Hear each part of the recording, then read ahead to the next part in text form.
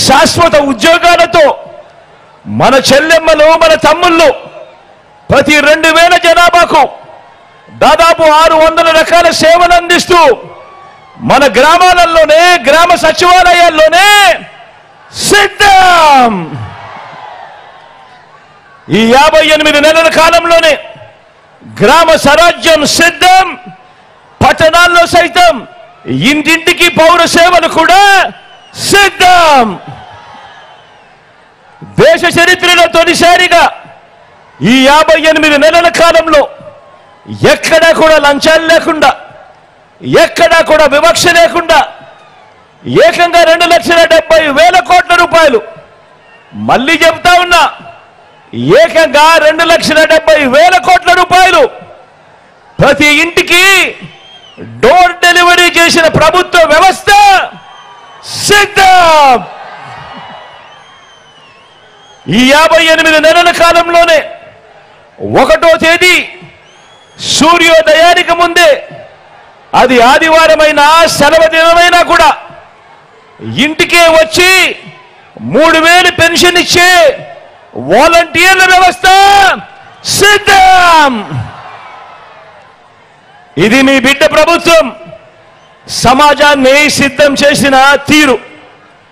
మరో 18 రోజుల్లో ఎన్నికలు జరుగుతూ ఉండగా నిర్వహిస్తా ఉన్న సభ పేరు మాత్రమే కాదు సిద్ధం సభ.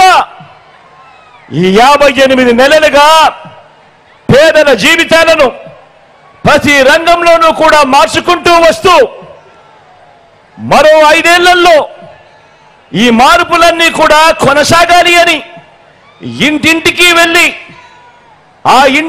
వెళ్ళి ఆ ఇంట్లో ఉన్న వాళ్ళంతా కూడా మరో 100 మందికి కూడా వివరించి చెప్పి ఆ అవసరాన్ని చెప్పే సభే, ఆ అవసరాన్ని చెప్పే అవసరమే ఈ సిద్ధం. మీకు మంచి జరిగి ఉంటే, మీ ఇంటికి మంచి జరిగి ఉంటే మీ బిడ్డకు సైనికులుగా మీరే నిలబడి అని ప్రజల్ని అడిగే సరికొత్త ధైర్యమే సిద్ధం. ఎన్నికలు కాగానే మేనిఫెస్టోను ఒక చెత్తబుట్టలో పడేసి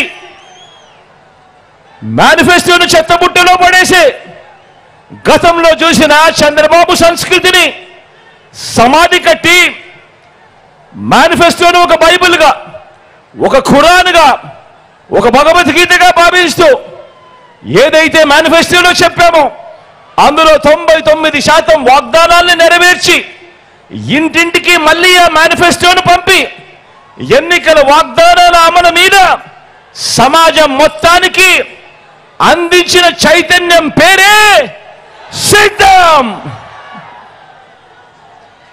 ఇల్లు లేని నిరుపేదలు, నోరెత్తి అడగలేని పేదవాడికి, పేద సామాజిక వర్గాలని, అక్క చెల్లెమ్మల్ని రాజకీయంగాను, ఆర్థికంగాను, సామాజికంగాను, విద్యాపరంగాను సాధికారతల దిశగా వారందరినీ కూడా చెయ్యి పట్టుకొని నడిపించే ఘటమే ఈ సిద్ధం. కాబట్టే ఇంతగా సిద్ధమైన సమాజంతో మీ జగన్ పార్టీతో యుద్ధానికి బహబుకు మరో 3 పార్టీలతో పొత్తు పెట్టుకోవాల్సి వస్తా ఉంది. అనేక పార్టీలతో పరోక్షంగా కూడా పొత్తులు ఎత్తుక్కోవాల్సి వస్తా ఉంది. ఇన్నిన్ని కుట్రలకు దిగజారాల్సి వస్తా ఉంది. ఈ చంద్రబాబు గారి పరిస్థితి చూస్తా ఉంటే, ఈ చంద్రబాబు తాను ఇలాంటి 4 మంచి పనులు చేశానని చెప్పలేని ఈ చంద్రబాబు రోజు నన్ను తిట్టించడము, వాళ్ళ ఛానళ్ళు, వాళ్ళ పత్రికల్లో అదో ఘనకార్యం అన్నట్టుగా చూపించడము, ఇది గొప్ప రాజకీయం అవుతుందా అన్నది ఆలోచన చేయమని కోరుతా ఉన్నా.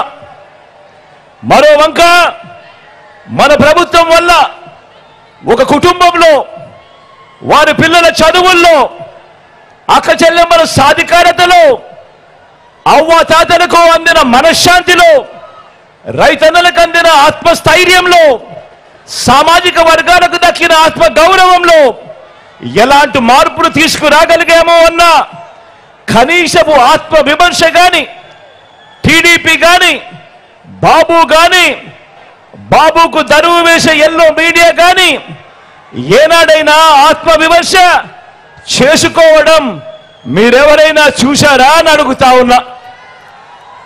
ఆలోచన చేయమని అడుగుతా ఉన్నా. ఇలాంటి వారికి పరిపాలన ఇవ్వడము అని అంటే దాని అర్థమేమిటి? ప్రభుత్వం ఎవరి కోసం?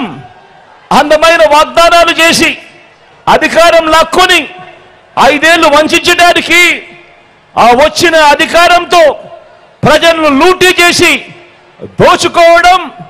దోచుకోవడానికి, దోచుకున్నది పంచుకోవడానికి వీళ్ళకు అధికారం కావాలట. గమనించమని చెప్పి మిమ్మల్ని అందరినీ కూడా కోరుతా ఉన్నా. అదే మీ బిడ్డ పాలనలో నిర్మిస్తా ఉన్న సమాజం ఎలాంటిదంటే, ఇక ఏ పిల్లవాడు, ఏ ఒక్క పాప తన కులం వల్లనో, తన మతం వల్లనో, తన ఆర్థిక పరిస్థితుల వల్లనో మంచి చదువులేకపోయాను అని అనుకోవటానికి వీల్లేని సమాజం మీ బిడ్డ నిర్మిస్తా ఉన్నాడు. ధనికులకు ఓ రకమైన చదువు, పేదవాళ్ళ పిల్లలకు మరో రకమైన చదువు అన్న వ్యత్యాసం మీ బిడ్డ తుడిచివేస్తా ఉన్నాడు అని కూడా సగర్వంగా తెలియజేస్తా ఉన్నాను. ఈ సందర్భంగా ఒక రైతు, ఒక కూలి, ఒక చిరు వ్యాపారి, ఒక పేద కుటుంబం, ఒక పేద సామాజిక వర్గం, ఇలా ప్రతి ఒక్కరూ ఈ ప్రభుత్వం నా కుటుంబానికి మంచి చేసిందని, మంచి చేస్తుంది అన్న నమ్మకాన్ని ఇవ్వగలిగే పరిపాలన ఈ 58 నెలలుగా మీ బిడ్డ అందిస్తా ఉన్నాడు అని చెప్పి కూడా సగర్వంగా ఈ సందర్భంగా తెలియజేస్తా ఉన్నాను. ఆలోచన చేయమని అడుగుతా ఉన్నా. 14 ఏళ్ళు చంద్రబాబు ముఖ్యమంత్రిగా చేశాడు. 3 సార్లు తాను ముఖ్యమంత్రిగా చేశానని చెప్పుకుంటాడు. మరి 14 ఏళ్ళు ముఖ్యమంత్రిగా చేసిన చంద్రబాబు గారి పేరు చెబితే ఇక్కడున్న మీలో ఎవరికైనా కూడా కనీసం ఆయన చేసిన ఒక్కటంటే ఒక్క మంచైనా గుర్తుకొస్తుందా అని అడుగుతా ఉన్నాను. 2 చేతులు పైకెత్తాలబ్బా. ఇలా ఇలా ఇలా ఇలా ఇలా ఇలా ఇలా ఇలా ఇలా ఇలా ఇలా ఇలా 14 ఏళ్ళు ముఖ్యమంత్రిగా ఉన్నాడు.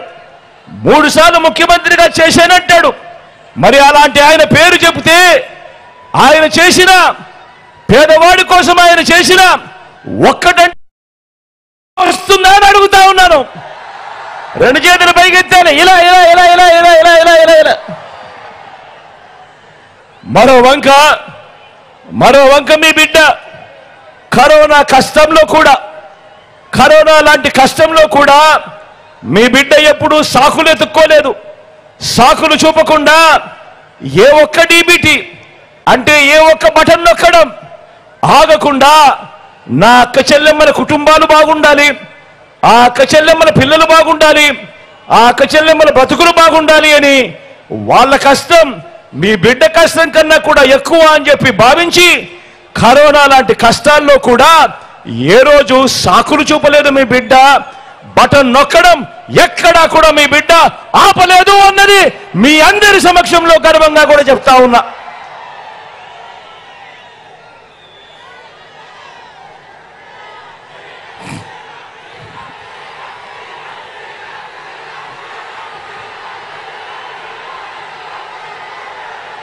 కాబట్టి